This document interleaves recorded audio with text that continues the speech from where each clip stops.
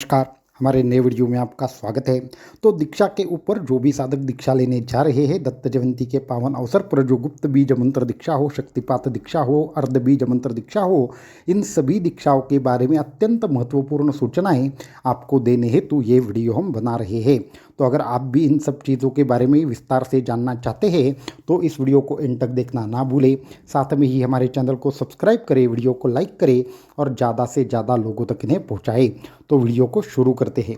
तो दत्त संप्रदाय दीक्षा, आने वाले दत्त जयंती के पावन अवसर पर हमारे यहाँ पे दत्त संप्रदाय दीक्षा सुबह 6:30 पर संपन्न होगी। आने वाले 26 तारीख को जो दीक्षा दिन है वो रहेगा 26 तारीख, समय रहेगा सुबह 6:30। तो आपने पहले ही अपना नाम हमारे यहाँ पे दे दिया था, जो भी सामग्री थी वो आप तक पहुँच चुकी है। और इसके साथ में ही वो जो सामग्री है वो आपको कब इस्तेमाल करनी है, दीक्षा के दिन सुबह 6:30 पर उस सामग्री का इस्तेमाल करना है। इसमें खास करके हम बताना चाहेंगे कि आपको पूर्व तैयारी क्या करनी है। उस पूर्व तैयारी के पहले कुछ प्रश्न हमें पूछे गए, उनका उत्तर देना हम चाहेंगे कि दीक्षा के माध्यम से क्या क्या चीज़ें होती है। तो दीक्षा जब आपको प्राप्त होती है तो आपकी एक प्रकार से कुंडलिनी शक्ति एक विशेष स्तर पर जागृत गुरु करते हैं। ये जो कुंडलिनी शक्ति के अनुभव रहते हैं वो हर साधक के लिए अपने अपने अलग अनुभव रहते हैं, परंतु एक बार दीक्षा होने के बाद आपको क्या होगा, सभी प्रकार से अपनी अपनी अनुभूतियाँ आना शुरू होता है। दूसरा महत्वपूर्ण प्रश्न है कि अभी अगर हम कन्फर्म करना चाहें तो क्या करना चाहिए। तो अभी आप दीक्षा के लिए कन्फर्मेशन नहीं कर सकते। उसका जो समय है, उसकी जो डेट है वो इसी माह की 1 या 2 तारीख तक थी। तो इसके लिए आप अभी संपर्क नहीं कर पाएंगे। अभी किसी भी साधक का कोई भी आगे की चीज़ कन्फर्म नहीं होगी। दीक्षा जो रहती है वो 1 या 1.5 माह पहले ही आपको सुनिश्चित करनी पड़ती है। तो आपको शायद अभी राह देखनी पड़े, परंतु आपको क्या करना है, आपको एक बार व्हाट्सएप जरूर करके देखना है। साधक आपको आगे का मार्गदर्शन अवश्यंभावी करेंगे। इसको छोड़कर और एक महत्वपूर्ण प्रश्न पूछा गया है कि दीक्षा लेने से पहले क्या कोई अनुष्ठान करने की आवश्यकता है क्या। तो बिल्कुल नहीं, दीक्षा लेने से पहले कोई भी अनुष्ठान करने की आवश्यकता नहीं है। दीक्षा की कुछ विशेष अनुभूतियाँ है क्या। हाँ, दीक्षा के माध्यम से आपको अनेक प्रकार से प्रकाश दिखना, रंग दिखना, विशेष प्रकार का संगीत सुनाई देना, विशेष प्रकार की गंध आना, आपके शरीर में जोर जोर से वाइब्रेशन आ रहा है इस तरीके से लगना, ये दीक्षा के मूल अनुभूति है। गुप्त बीज मंत्र दीक्षा कब दी जाती है। तो गुप्त बीज मंत्र दीक्षा सिर्फ साल में एक ही बार दत्त जयंती के पावन अवसर पर दी जाती है। उससे पहले और बाद में ये जो दीक्षा है वो दी नहीं जाती और दी भी नहीं जा सकती। ये क्योंकि ये अत्यंत विशेष ऐसी दीक्षा है। उसके लिए आपको क्या करना चाहिए, व्हाट्सएप के ऊपर बाकी के उसके सवाल पूछने चाहिए। इसको छोड़कर और एक प्रश्न है, कुंडलिनी एक ही क्षण में जागृत होती है क्या। तो कुंडलिनी जागृति 1, 2, 3, 4 ऐसे अनेक प्रकार के स्तर है। हर दीक्षा अपने अपने स्तर पर कार्य करती है। एक ही बार में कुंडलिनी जागृत नहीं होती, वो कुंडलिनी जागृत की जाती है।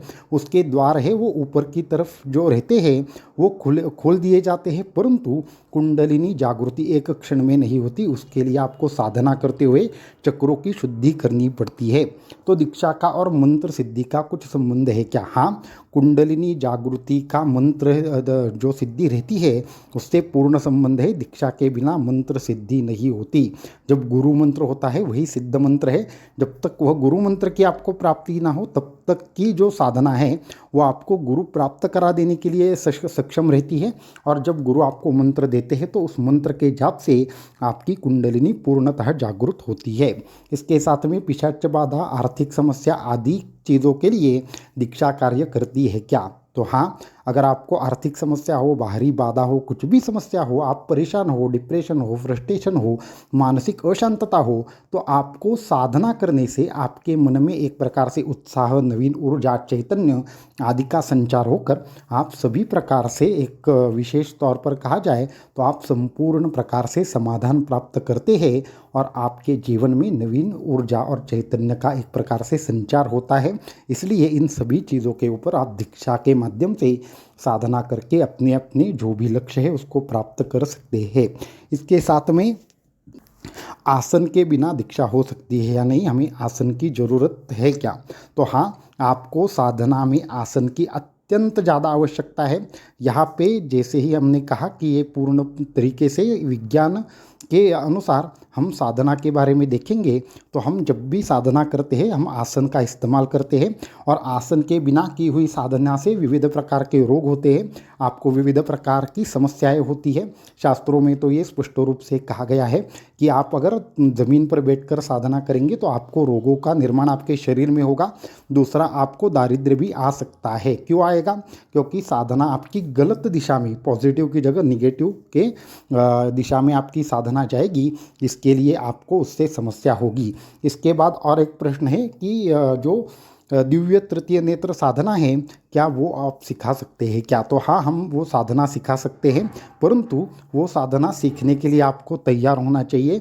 एक ही दिन में ये साधना आपका जो रहेगी, वो साधना आपने एक ही दिन में तीसरा नेत्र जागृत हो गया, ऐसा नहीं होता। उसके लिए अलग अलग स्तर की साधनाएं होती है। इसके साथ में और एक आगे प्रश्न हमें पूछा गया है कि साधना करते हुए हमें शरीर बंधन और जो आसन बंधन है वह आप हमें बता सकते हैं क्या? तो हाँ, ये बहुत बड़ी चीज़ है। शरीर बंधन हो, आसन बंधन हो, माला बंधन हो, या फिर बाकी की अन्य प्रकार के न्यास हो, प्राणायाम हो, तो इसके लिए हमारा एक शिविर होने वाला है। उस शिविर के बारे में आप ज़रूर ऑनलाइन के माध्यम से पूछें। जो भी साधक इस शिविर में शामिल होने जा रहे हैं उन्हें तंत्र मुद्रा पुस्तक भी हमारी ओर से फ्री में दिया जाएगा, ताकि आपको अनेक प्रकार से इससे लाभ हो। और जो भी साधक के पास ये पुस्तक रहेगा उन साधकों को इसके ऊपर डिस्काउंट की प्राप्ति होगी। परंतु इस संदर्भ में एक विशेष शिविर हम लेने जा रहे हैं, तो उसका आगे चल के हम डिक्लेरेशन करेंगे। और एक दीक्षा के संदर्भ में प्रश्न पूछा गया है कि जो भी मंत्र साधना रहती है उस मंत्र साधना के माध्यम से क्या हमें समाधि स्थिति की प्राप्ति हो सकती है क्या?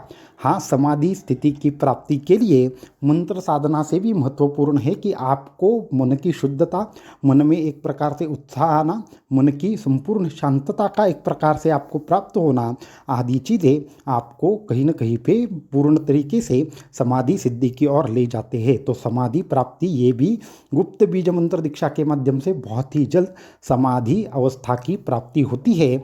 इसलिए समाधि अवस्था जो भी साधक चाहते हैं उन्होंने क्या करना चाहिए? गुप्त बीज मंत्र दीक्षा में आना चाहिए, और उसके संदर्भ में आपको डिस्क्रिप्शन में दिए हुए व्हाट्सएप नंबर के ऊपर मालूम होगा।